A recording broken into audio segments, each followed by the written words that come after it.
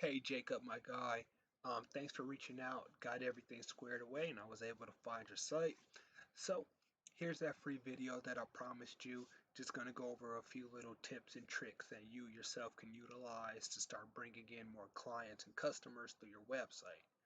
Now, the three things I'm going to go over for you today is going to be content, backlinks, and citations with a few personal opinions.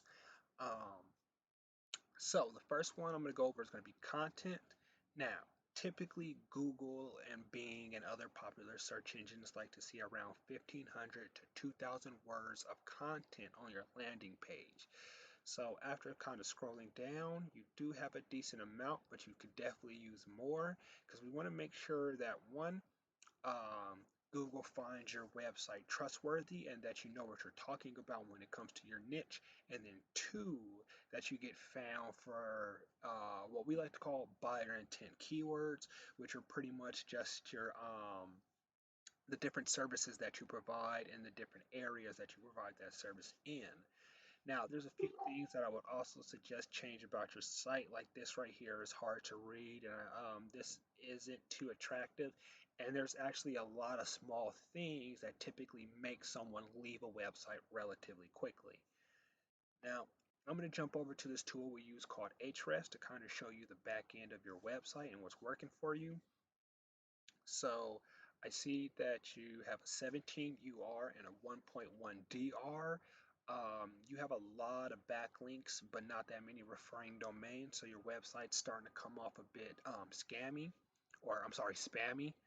Um, you have 39 of those keywords we talked about, resulting in about 56 people using your website on average, and then the estimated traffic value. So that's telling me that you might not have too many keywords to do with your niche. So I'm going to go ahead and click in there for you. See here, car paint shop near me. That's a good one right here. This is definitely a keyword that you will want to be in a higher position in, so you could take the majority of this almost 3,000 volume. A lot of these is your own company name, but there's some really great keywords in here that you want to make sure that we can get ranked for. So how do we do that? Now, typically what I like to do is also using the same tool, we kind of find a competitor that's in your niche that's doing a little better. And what we want to do is come in here and click on their referring domains, as this is what increases your DR and your UR, and this in turn gets you ranked for more keywords. And as you get more keywords, the traffic increases. So I'm going to go ahead and click in their referring domains.